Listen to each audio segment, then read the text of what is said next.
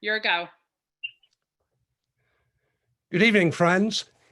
On behalf of Joan Carter, the head of the Legacy Foundation, Steve Target, the chairman of the program committee, Vice President Bob Cavalier, it's my pleasure to welcome you to this evening's presentation on COVID-19 and unexpected or unknown consequences. My name is Edward Terzansky. I'm a member of the program committee.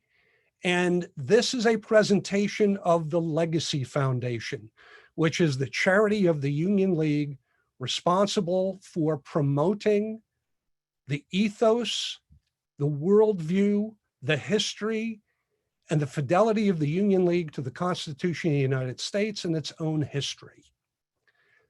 The Union League Legacy Foundation inspires, educates, informs, and provides guidance to students, league members, and the general public in terms of the Constitution and the League's history.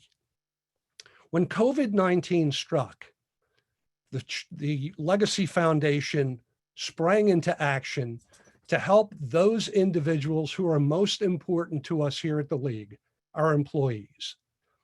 Thanks to the generous donations of League members such as yourselves, we've raised $600,000 to help our employees in their time of need.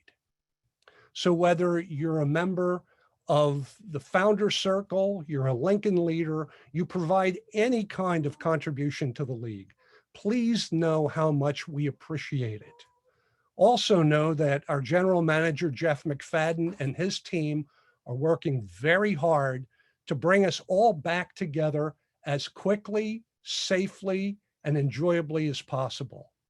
But for tonight, we continue to Zoom, and to lead us in our Zoom to discuss COVID-19, it's my pleasure to introduce the Executive Director of the Legacy Foundation, Mr. John Miko. John, the floor is yours. I've ever seen, I think. It's a real pleasure to have Russ Roberts with us this evening. Russ is an economist, a teacher, an author. He is a research fellow at Standard University's Hoover Institute. Many of you may know him from Econ Talk, which is a podcast that Russ has been doing, I think, for about 13 years or so. And he brings together some of the great thought leaders and thinkers in the world today on lots of topics, including economics. I first got to know Russ's work because he's also a rap artist, writer, producer of rap videos, and his topics are Keynes and Hayek, and they are really instructive videos. And I think, from my perspective, Russ has taught me a lot about economics. And so, Russ, welcome to the program. Great to be with you, John. So, Russ, let me start with economics and kind of your career path. How did you decide to become an economist? What interested you in this subject? And what has changed in your understanding of economics since you first maybe were a newly minted PhD a few years ago? Well, I got interested in economics a long time ago, back in the 1970s, when the world was a very different place. Economics to me was a way of looking at the world, a lens for understanding problems. It emphasizes trade-offs.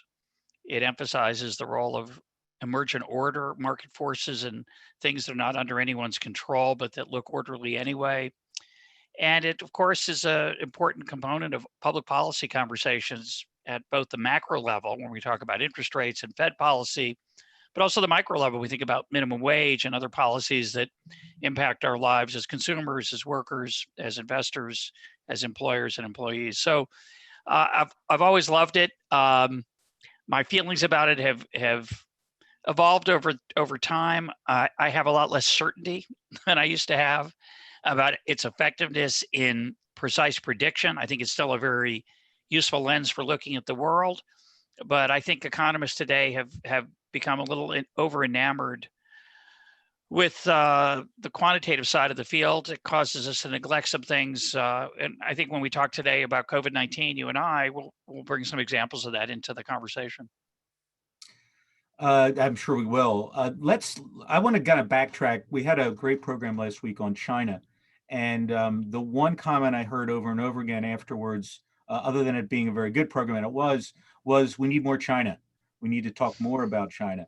So let's do a little bit of that in the beginning of this program, and talk to us and give us a little bit of overview of what's been happening with China in terms of COVID and its, I'll use the term cover up and whatever else has or hasn't happened, and what implications that has from an economic and maybe also from a geopolitical standpoint from your perspective.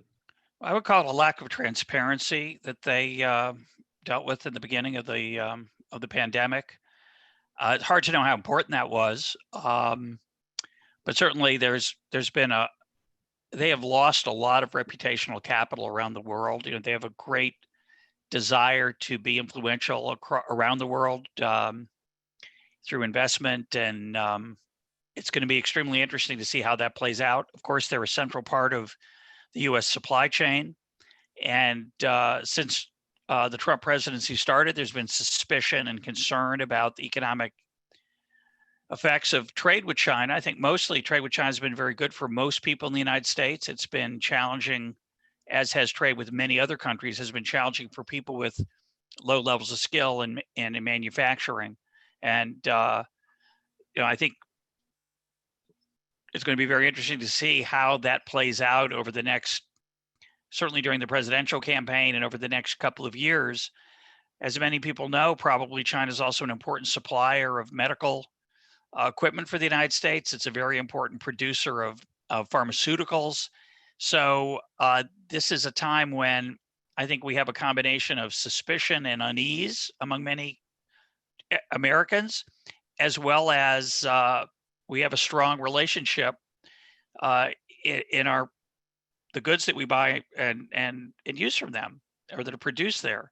So how are we going to deal with that? Are we going to require American companies to produce some of their goods here that they haven't in the past, especially medical equipment, such as masks? Would there be additional tariffs put on Chinese products is unclear, but it's a very, there's a lot of tension in the relationship right now. And I think it's going to get worse because with an election coming up, there's going to be a lot of temptation to blame China for various things, to scapegoat them, correctly or not, doesn't matter. And that's going to have long-term, consequences for that trade relationship. It's not going to be, it's not straightforward to rearrange our production and other things so that we can, go back to where we were before, even if we're able to. So I think there's going to be some costs and transition as I think we're going to pull back from China a little bit economically. And of course, politically, they're very active right now. The Hong Kong question is a big issue. Taiwan is a big issue. It's going to be, I think, a lot of tension there over the next few years. It's going to be extremely interesting to watch. So if we pull back from China, are we pulling back even further, maybe from the world stage at the same time? Do they go hand in hand necessarily, or can we bring others along in what we're doing? Yeah, the Trump administration obviously has tried to redefine America's role on that stage, and I think that role was changing before Trump came along. I think he's just accelerated it. We see it around the world. We see a lack of patience on the part of large parts of various countries' populations for adventuresomeness, globalization, cosmopolitan approach that is appealing to many, but to others it's threatening. And so the populist movements of Europe, and particularly Brexit, are also examples of this unease that people are having with more engagement with the world, at least under the terms that those engagements were set in the past. I think, localism or self-sufficiency is very expensive. I think it's unlikely we're going to pull back dramatically economically from the rest of the world. I think the terms maybe are going to change. And in terms of military action, it's not my area, but I was going to say, it's not going to stop me from voicing an opinion, is it? Well, it should probably, but I'll just say, more honestly, just say that I think it's really hard to know, obviously, what's going to happen to America's military presence, or as you call it, on the world stage, our willingness to lead. There are a lot of people, I think, especially in the middle of the aftermath of the George Floyd tragedy, a lot of people are going to say, we got enough problems to deal with here. We probably shouldn't be trying to solve other people's problems. And I think that's going to be a very common sentiment. So let's talk about some of those other problems here, Russ. When we spoke, I guess a week or two ago, we talked about the stimulus packages. We talked a little bit about 2008, 2009, 2010 stimulus. I remember that was a hotly debated topic on the floor of Congress and in the newspapers and just about everywhere. I remember when Obama did a huge one, I think it was in 2010, he was called a socialist. And now we're in magnitude like several times that, and don't hear the same kind of conversations. Is there anything, is fiscal conservatism alive, or is it on life support? Where is it? And what are your thoughts about where this is going to lead us, this fiscal stimulus? Well, it's fascinating. You make a great point that I don't think there's been nearly the kind of conversation we had back in 2008, 2009, and 10 about what I would call Keynesianism, Keynesian stimulus, the use of government spending to stimulate the economy through the so-called Keynesian multiplier. Part of the reason, of course, is that this is a different kind of recession. It's in some sense, a self-imposed recession. I think that's a little bit misleading. A lot of people see this as the government putting the economy in deep freeze. But if you look at the data, it's pretty clear that we put ourselves in deep freeze as individuals. We saw the data about COVID and the death rates, and a lot of economic activity began to shut down before the formal shutdowns that were imposed by either the federal government or the state government. So that weekend of March 13, 14, the NBA stopped, the NCAA canceled the March Madness, churches and synagogues, mosques closed, restaurants and bars, I'm sure, weren't doing great business before they were barred. And if you look at data off of people's cell phones of their mobile activity, you can see that they were very started already to reduce their mobility dramatically out of fear of the pandemic. So I think it's a mistake to fundamentally look at lockdowns, whether that's in the United States by state or in Sweden. Sweden's a great example. Supposedly they didn't lock down. Of course they did. They locked down more voluntarily than from the top down, but they did. People self-quarantine. They were more careful. They ate outside more than inside. A lot of their deaths came from nursing homes, just as they did here. That had nothing to do with the shutdown. It had to do with the lack of understanding that we had about how the disease spread and what its impact was on, particularly on older people. So I think there's been a lot of misunderstandings about the policy environment. But having said that, the so-called stimulus of the CARES Act was put in place not so much to stimulate the economy, because there wasn't anything to stimulate much of. A lot of the economy had, as I said, had already shut down through individual unease and fear. That money was handed out to cushion the blow of that deep freeze, that vacation, that mandatory vacation. So that conversation that you're talking about, which that's the dog that didn't bark. You've noticed that it didn't bark, which is really cool. But it just isn't right now. I think most people viewed it as a palliative measure to cushion the blow. I think the challenge is going to be going forward as we start to open up the economy by state, and as people try to go back to normal, we're either going to see a second wave, which I think will put us back to where we were. Plus, we're going to start to see the effects of the dislocation that took place. We're going to see hospitals struggling to make their payrolls because they've taken a lot of losses, enormous losses in the entertainment, broadly defined sector. That would be travel, hotel, taxi, Uber, restaurants, bars, concerts, music, theaters. All those folks, how are they going to get by? Are they going to all be back to where they were? I think a lot of people just assume that we'd flip a switch and we'd go back. Of course, there's a lot of people trying to find jobs, find work, create opportunity for people. So it's a real test of the dynamism and resiliency of the American economy.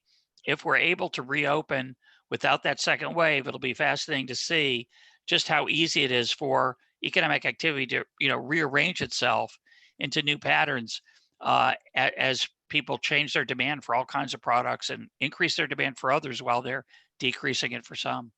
So let me ask your crystal ball here. Let's assume for the sake of this discussion that we don't see another spike, that over the course of the summer, most things get back to some kind of normalcy. And by certainly mid fall, we're in a pretty normal place. Do you see the V, kind of shaped recovery, or is it something more complicated than that? And again, looking forward a couple of years, what do you think the impact of the stimulus and the borrowing and all of that will have?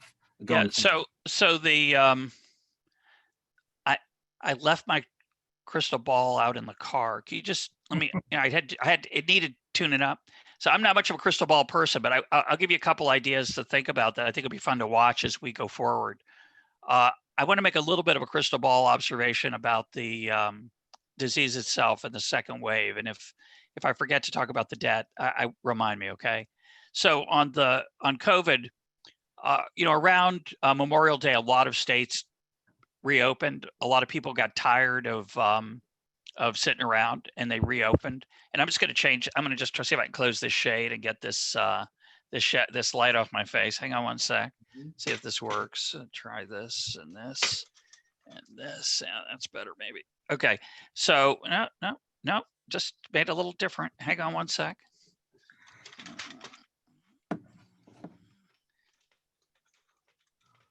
Let's see if that's better. Okay, a little bit better. There we go. That looks great. You look good. So, I need all the help I can get you. So around Memorial Day, a lot of places opened up, and a lot of that opening up, I think, was just, wasn't based on science. It just people got tired of sitting home and wanted to go to the beach, wanted to go out to get a drink and have dinner, and people started taking more chances. And there's a big mix of how many masks were worn during that time and how much social distancing, and it varies by state. And it's going to be very hard to figure out later what the significance of that was. But there are two things I want people to take notice of. The first is that if you look at the data on cases, about 2 weeks ago, it plateaued and then started to slowly rise, very slowly. I'm talking now about the United States as a whole.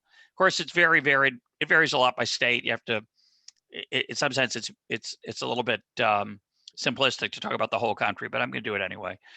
Not going to stop me. So it flattens out and then starts to rise a little bit. The death rate has continued to fall. It's fallen very slowly, but it continues to fall. The crucial question is this next week and the next week after that, are we going to see the deaths start to rise again in response to these cases? I think a lot of people assume that's the case, but it very well may be that the people who are testing positive and getting the disease right now have a different vulnerability than the people who got it in the early days and died. And so it could be that we'll weather this. And that's going to be very interesting to see. The other thing, of course, is that this would be unethical, but we've created one of the greatest social experiments of all time by accident, a tragic accident. We've had hundreds of thousands of people out in the street protesting in very close quarters, not social distancing, but many of them wearing masks. And so in 3 weeks or so, we're going to see whether there's another spike in cases and deaths that's going to be extremely valuable information. Unintentional, of course, that wasn't the goal of these protests, but we're going to learn something just on the health side from that, which we couldn't have learned otherwise.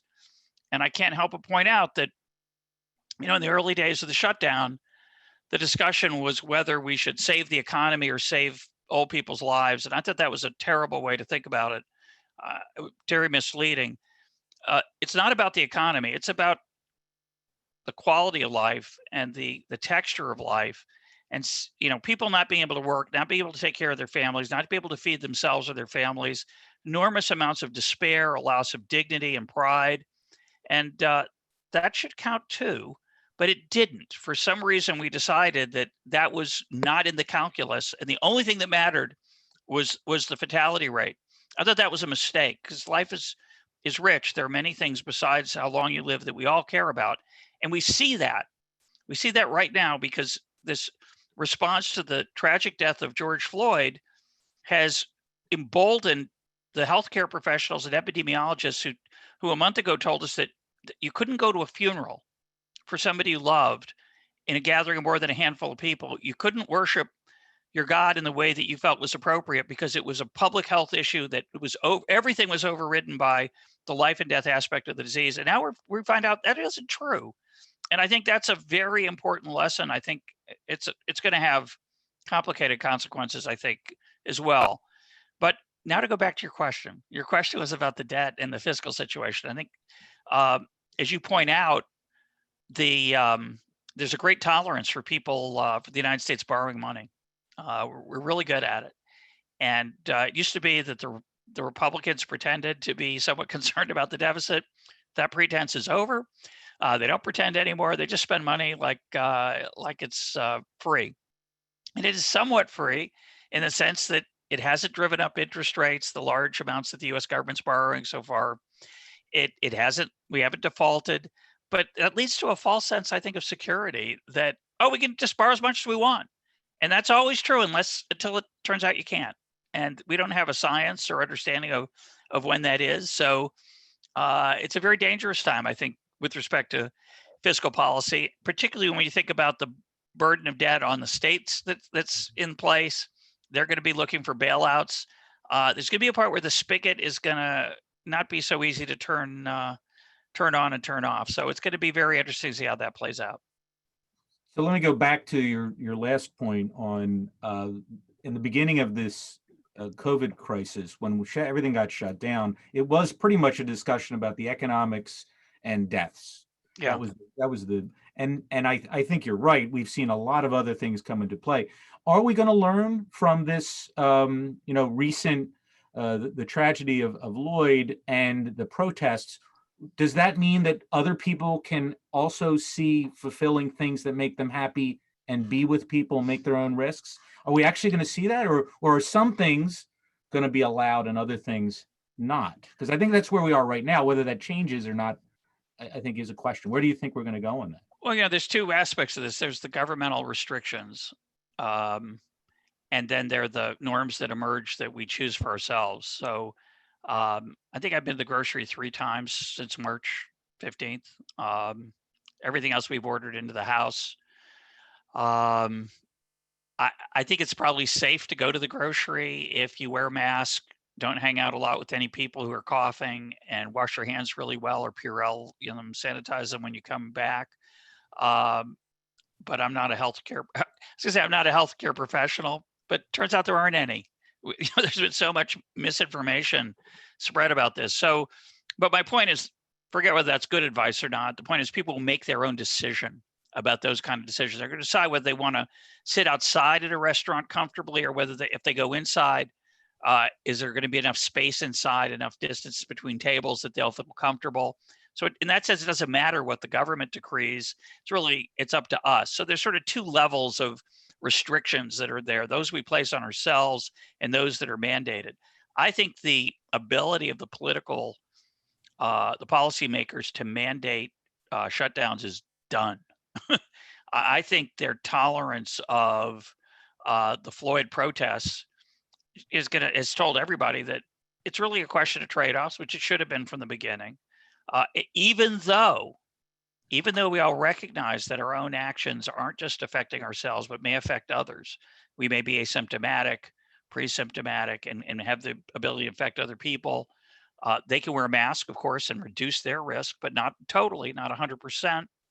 And so usually that makes that fact that I can impose costs on others usually means that I can understand why there might be some restrictions on my freedom.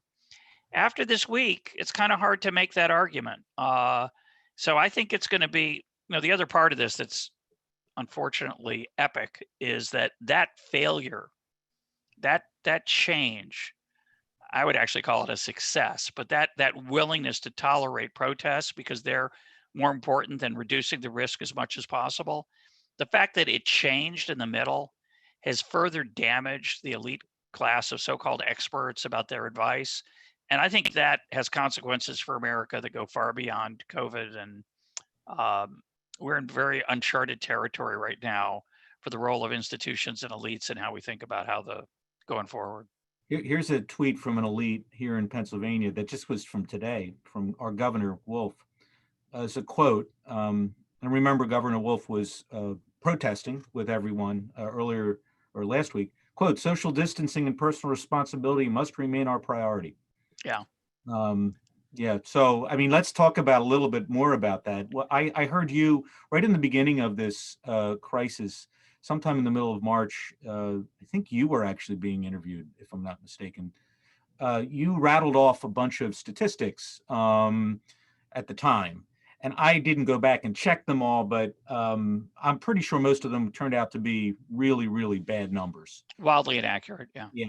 And we've seen that over and over again. And then we've seen absolute statements made about different ways that we're going to handle this that are based on those numbers with not a lot of other unintended consequences that we're thinking about.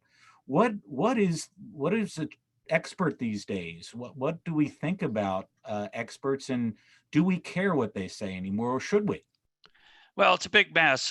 Fascinating time to be alive as an expert or non-expert or a pretend expert. The early days, we were told that there's a famous study came out of England that said up to 2.2 million Americans could die from COVID, and I think that was wildly inaccurate. Not just because 2.2 million are not going to die, I don't think, but also because it wasn't just a question of, say, lockdown. A lot of people said, yeah, well, it would have been 2.2 million if we hadn't locked down. I don't think that's true either.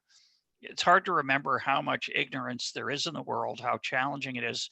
This is a new disease. It's very different than other types of viruses. It's not like the flu. The flu kills old people, young people, and not much in between. This mostly kills old people and a few young people.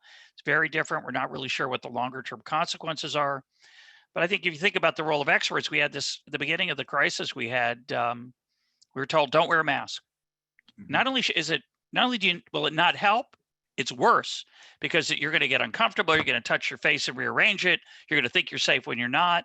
That turned out to be, I think, again, hard to know, but I think very bad advice. That came from the CDC. It came from the World Health Organization. Came from medical experts here in the United States. That's damaging to their credibility. So.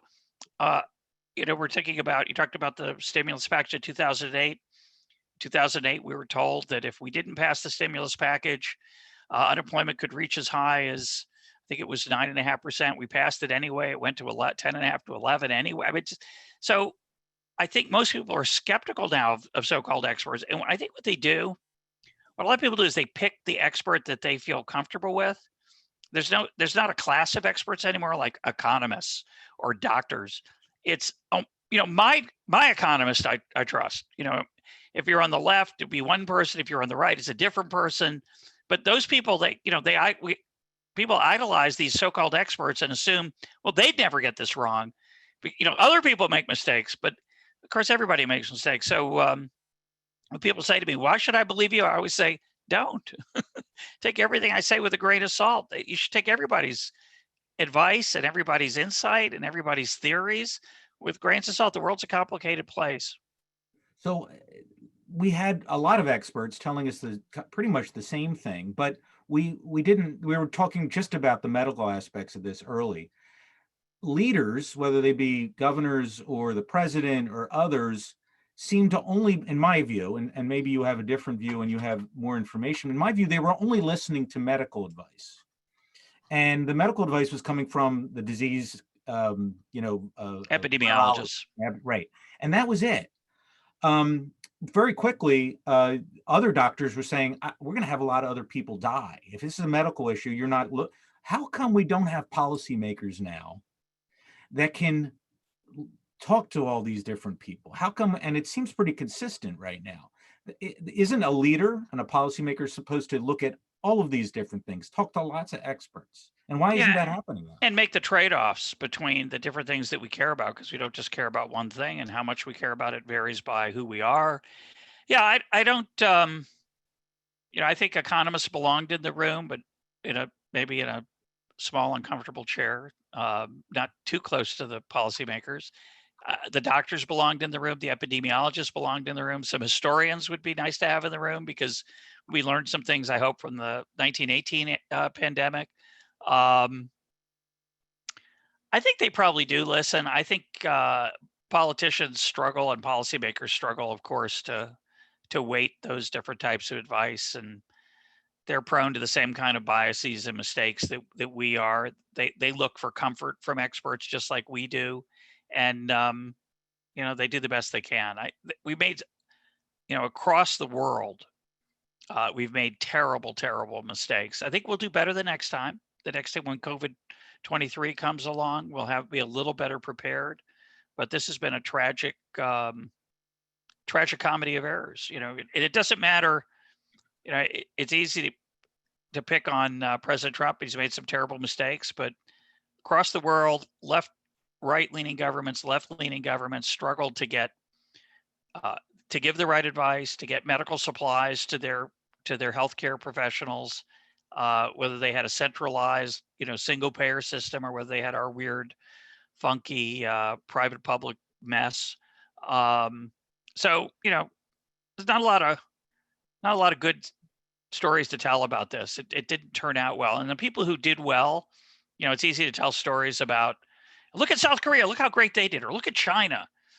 Well, China did things that wouldn't fly in America. Like the army in front of your apartment house to Do we rescue. know how well China did? And we don't. We don't even know if their data are accurate. But I think they probably did pretty well, and I think Asian countries did pretty well on average, because they have a culture that it's okay to wear a mask in public, and it's not embarrassing, and it's not humiliating, and it's a good idea. And I think that maybe, we don't know, but that may be the thing that turned out to help them a lot. Japan's done very little, supposedly. I don't know if it's true, but they supposedly have done very little. They've had a very, very small number of deaths. And is it because they wear masks? Is it because they didn't have a lot of traffic from outside Japan? Is it because they got a different variation of the virus? We don't know the answers to this, but what we do know is that most of the leaders who were doing their best failed badly because they didn't, know what the right advice was. Poor Governor Cuomo, who, had a very tough had a terrible situation in New York City and the surrounding areas.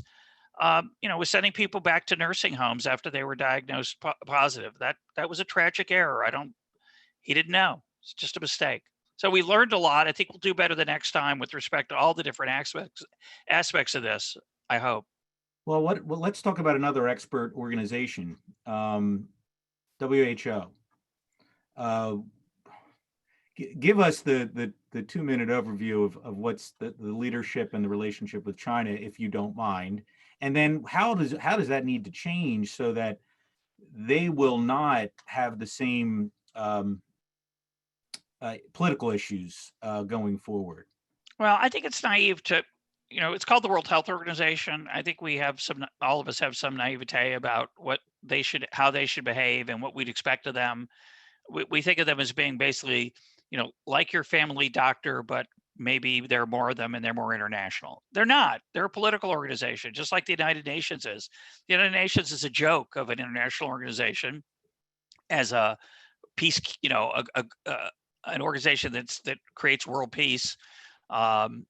They're a inevitably political organization affected by the nations that are involved in it, who are more powerful, who give more money, and so on. And we give a lot of money to both. The United States does, and But it's not surprising to me that there's political influence there. The question is, what do we do about it? I don't have perfect information about what the World Health Organization does, other than it appears that they have been eager not to blame China for the non-transparency of the outbreak, and to not treat Taiwan very well, which is, I think, tragic. But I wouldn't expect it to be much different. And I think going forward, we just have to be aware of those. I think it's much better to be aware of the reality of the situation than to pretend that we can quote fix it with a different set of rules or threats or whatever. The latest fiasco, besides telling us not to wear masks before and then changing, their latest fiasco is they reported yesterday that, or a couple days ago, the people who are asymptomatic can't. It's very rare that they give other people the disease.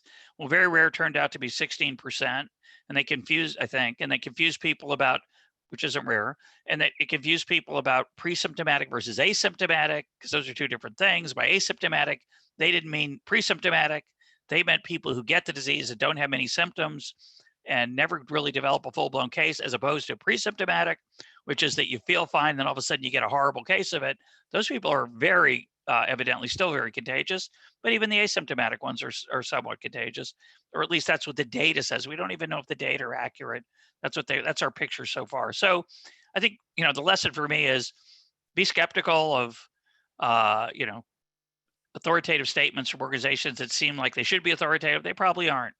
You have to use a little bit of common sense and your own sense of skepticism. Let me go to a couple questions, Russ. I have one. Do you believe things can go back to normal until there is a vaccine? Well, I think they're going to go somewhat back to normal because people aren't going to wait. I'm 65 years old. I'm in the so-called at-risk group. I don't have a lot of other comorbidities, as the saying goes, besides age. I don't think I do. But I'm pretty nervous. I don't want to die. Most people don't. My mom's 87. She's living by herself. She's taking it really careful. We're making sure that she doesn't go out much, hardly at all, because I think she's very vulnerable. And I don't, as long as there's not a vaccine or an effective treatment, I think people like my mom, people like me, and when I say people like me, I'm very lucky. I have a job I can do from home. I have a good salary. I'm not economically stressed by this. But people who are, they're going to go back to work and do stuff before there's a vaccine. So we're going to go back to normal in some dimension. The other group that's going to go back to normal are the people who say, it's all a bunch of talk. It's like the flu. That's, of course, I think not quite right. It's deadlier than the flu. But people are going to go back to normal somewhat. But are we going to go back to real normal, meaning full airplanes, packed stadiums? And I don't think so for a while. I think we're going to go back to semi-normal. Not so much, again, because the government's going to mandate it, but because I think a lot of people are just going to say, I'm too nervous. And so I think that's going to be very hard. It's going to be fascinating to see how comfortable people are doing things that we thought were a little bit dangerous 2 months ago. And I think a lot of that's going to depend on what happens. If the caseload continues to rise, but the deaths don't, and then the cases start to fall as we get a little bit of herd immunity, as more and more people get exposure, develop the antibodies, we could get back to normal maybe quicker than we'd hope, and a more normal than might appear possible. But if we're waiting for a vaccine, we may not get one.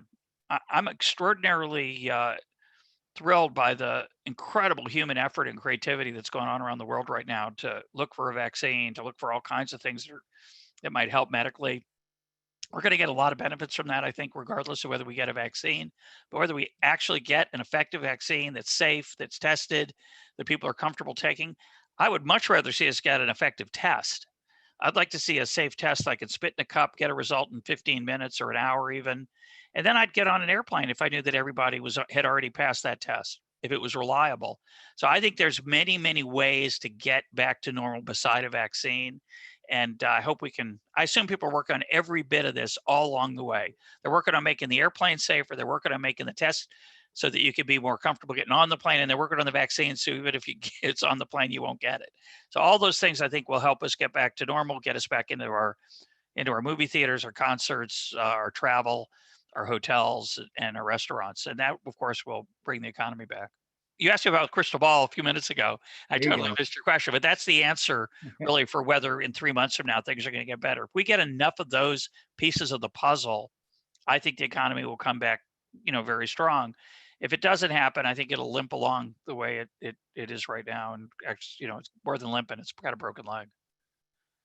I have a question here. I know you're not a stock market, you're not a stock picker or anything like that, No. but I do have a question that it's about a historical context, any historic context related to the stock market reaction to what has been happening over the last 3 months. I don't understand it. Most people don't. The puzzle is the economy is struggling. You have to remember the stock market's not the same as the economy, and it's not the only thing we care about. The stock market is a picture of the healthiness of large corporations, which is important, but not the only thing that's important in the economy, and medium and small corporations too. But it's about corporate America that are publicly traded on those indices, on those stock exchanges. Excuse me. And it could be that this virus and the social unrest that we have right now is going to devastate the competitors to large publicly traded companies. That companies like Amazon, companies like I don't know who, that they're going to weather this pretty well. In fact, might get stronger. And if that's true, the stock market's going to go up, even though there could be a lot of devastation, a lot of unemployment. As long as the cash flow and revenue for those companies is healthy, the stock market that's what it's going to reflect. So I think there's a temptation to see the stock market as a barometer of sort of overall economic health. It's not. It's a measure of corporate health. It's not unimportant, but it's not the only thing we care about, and it need not go hand in hand with the whole economy. Another question, wasn't there a pandemic response team at one time? I think that's a reference. Go ahead, sorry. I think there still is one. I heard Michael Pence is in charge of it, and his name got quoted in a story today. I saw it. It said he's worried about something because he's in charge. But I think there is there's a lot of paternalism in politics and a lot of infantilism in our own psyches. We like to be taken care of. It would be great to know there was a team.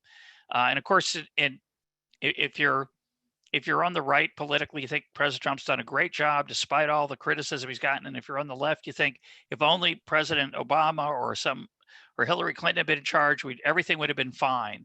And I think those are both slightly wrong, slightly ideologically biased. As I said before, I think it's so hard to respond to uncertain new diseases like this that there's just a temptation, I think, to fantasize really about what a team could do if they all work together. Now, it's hard. We don't know enough. There's a lot of ignorance. A global pandemic team wouldn't get the job done. But having said that, we've learned some basic lessons.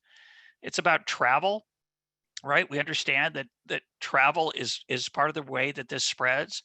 We understand there's a concept of super spreaders, that people who are in the throes of the disease before they get the symptoms are dangerous. So that tells us we should socially distance in settings where there's large groups. And I think we've learned that masks are effective.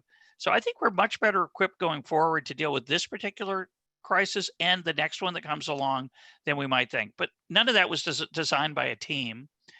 Nobody figured that out on their own. It all kind of emerged from the soup of people desperately trying to figure it out and piecing together information from here and from there. And that's really more realistic about what's going to happen, I think. Let me switch gears slightly and give you a real economics question. We were in the green room prior to this program. We were talking about masks and prices and price controls on masks. We've seen price control and on lots of things, lots of medical equipment, other things though as well across the United States. Yep. Explain to us the problems with that. Explain to us the problems with that. So there were two big shortages in the first month of the disease, and those shortages have been slowly mitigated. The paper goods in the grocery were in very short supply: toilet paper, paper towels, Kleenex, etc., tissues, and then much more importantly, a tragic shortage of what's called PPE, personal protective equipment, gowns, masks. We were worried about ventilators. That turned out not to be we're lucky or we were smart, but that potential ventilator shortage never materialized. The bed shortage never materialized in the ICUs of American hospitals. But the really interesting thing for me as an economist is that masks are not that hard to make. Now, you can make masks at a high level, and you can make casual masks. I just would mention that you can make a really pretty good mask out of a pair of socks and scissors. Get on YouTube. Just Google or search it, socks, mask, scissors. You'll find it. There are a lot of ways that people can make masks informally out of t-shirts and other things. And of course, that happened all over the country. But for really high quality surgical masks for medical personnel, there's a big problem and a big shortage. And what we wanted to have happen, in my view, was for the price to rise dramatically, give an enormous incentive for production, and to let that shortage disappear very quickly. We didn't do that. Almost every state has anti-price gouging laws. So you can't sell that equipment at anything higher than you had sold it for before, not much higher, which meant you didn't have the incentive to go out and buy a new machine. You didn't have an incentive to hire more workers. You didn't have an incentive to do all things that the extra cost you'd have to incur to respond with urgency to this crisis. And as the other thing that happened is that the supply chain in hospitals was exposed as being, pretty inefficient and ineffective. So as a result of those two things, a very inefficient hospital supply chain, because they're just very bureaucratic. They're not really free market oriented. They're not really private entities, even though some of them are for profit. They're so driven by the government's subsidies and the health insurance world that they're just not nimble. So they responded, I think, extremely poorly, tragically poorly, to preserve the lives of their employees. It was a horrible tragedy in the early days. A lot of people died because there wasn't enough PPE. Just unimaginable tragedy. But there's no financial incentive to solve that. So people yelled and said, got to have the government do it. So all of a sudden, governors are out there bidding against each other for equipment, buying it overseas at a high price. Instead of buying it from Americans where it was illegal to sell it, they're buying it from overseas because they want to save the lives of their hospital workers or their fire department, the fire people. It was a disaster. And then so a lot of people say, oh, we should have had the federal government do it. Well, in the countries where the federal government did it, where the national government did it, they did a terrible job. Britain, there were terrible shortages with their vaunted national health, despite their vaunted national health service. France had terrible shortages. Spain had shortages. Italy, Germany. So every country, not every country, but many, many countries struggled to respond to this crisis because they didn't want to use the market system. They didn't want to use the profit and loss and price system. And it's just, it's incredibly sad. And in the case of, the consumer goods, we should have, I think we have plenty of toilet paper in America right now, but it was socially unacceptable and in some places illegal to charge a premium for toilet paper. If we had, people wouldn't have stockpiled it. They would have realized I have plenty at home, and they wouldn't have. The shelves would have been empty. Shelves are never empty in American grocery stores and American shopping places because the price system works really, really well, and we only notice how badly things can be when we stop using it and we say, "Oh my gosh, there isn't any," and that's because either for cultural reasons or often legal reasons, we didn't let the prices rise. So I think that was a terrible mistake. People say it's cruel and heartless to let people profit off of the desperate need for equipment.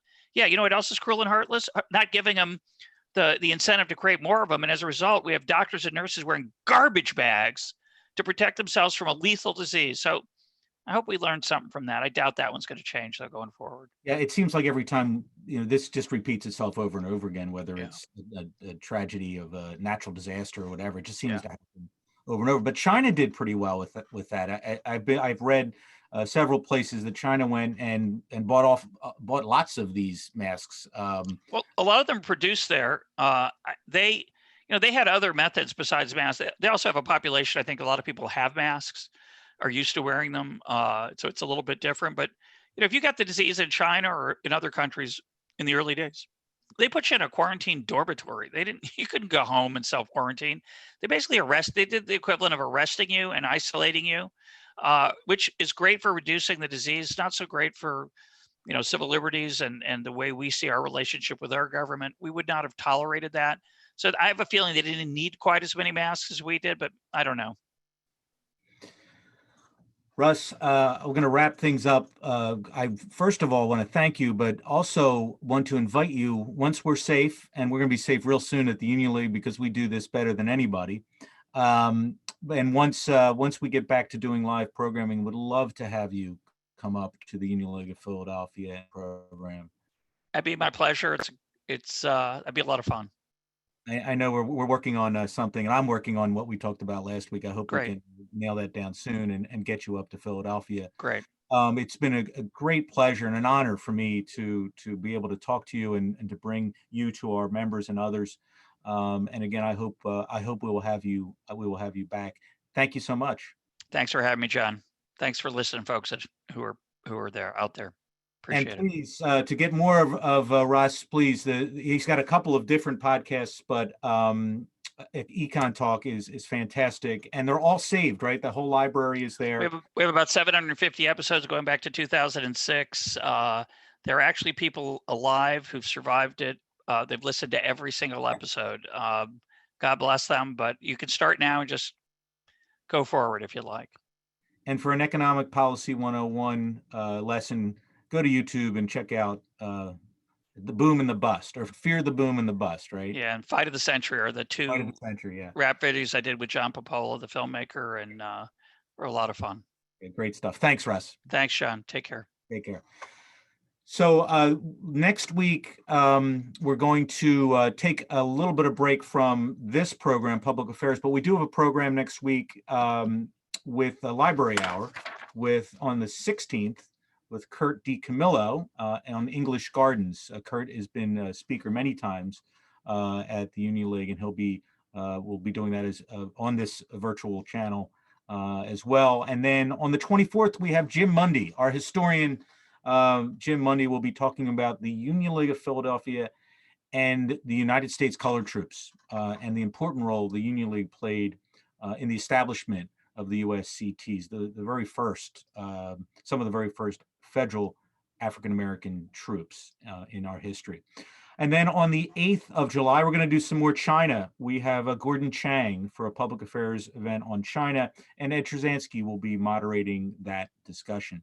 So I thank you all for joining us this evening. I look forward to seeing you all soon, I hope. And you can see us next Tuesday with Kurt DiCamillo in our Library Hour. Thank you. Have a great evening.